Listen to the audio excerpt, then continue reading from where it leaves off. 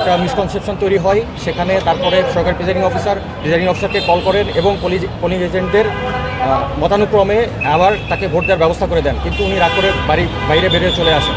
পরে আমি এই অবস্থানে পৌঁছাই এবং আমি বিষয়টা কথা বলার পরে আমি প্রিজাইডিং অফিসারের সাথে কথা বলে আমি বিষয়টা জাস্টিফাই করি যে আসলে ওনার সাথে কোনো মিসবিহেভ হয়েছে কিনা। ওনার কিছু কমপ্লেইন ছিল, ওনার সাথে মিসবিহেভ করেছে।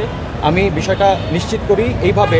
ওখানে প্রিজাইডিং অফিসার ছিলেন, সরকারি প্রিজাইডিং অফিসার ছিলেন এবং সাথে যে পোলিং এজেন্টরা ছিলেন সবার সম্মতিক্রমে আমি নিশ্চিত করতে পেরেছি ওনার সাথে কোনো মিসবিহেভ করা হয় নাই এবং ওনাকে আবার ভোট কাস্ট করার জন্য যথাযথ যেটা নিয়ম অনুযায়ী যে ব্যবস্থা সেটা করে দেওয়া হয়েছে।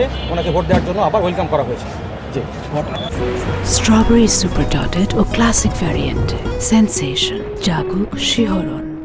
এটা ওইভাবে শনাক্ত করা যায়নি। উনি ভোট দিতে যেয়ে দেখছেন ওই সরকারি প্রিজাইডিং অফিসার একটা লিস্ট মেনটেন করেন। তো লিস্টের মধ্যে নামের পাশে যাদের ভোটটা কাস্ট হয়ে যায় তাদেরকে একটা টিক চিহ্ন দিয়ে প্রাইমারিলি একটা চেক অ্যান্ড ব্যালেন্সের জন্য ট্রাই করেন। বাট যখনই ওনার নামের পাশে টিক চিহ্ন দেখেছেন তখনই ওনাকে এক্সপ্রেস করেছেন যে আপনার ভোটটা কাস্ট হয়ে গেছে। বাট ওনার অন্যান্য সিরিয়াল নাম্বার বা অন্যান্য সব কিছু মিলিয়ে দেখেছেন যে না, ওনার ভোটটা আসলে কাস্ট হয় নাই। তারপরে ওনারা আবার ব্যবস্থা করে দিয়েছেন ওনাকে, যথাযথ নিয়মানুযায়ী ওনাকে ব্যবস্থা করে দিয়েছেন আবার ভোট দেওয়ার জন্য।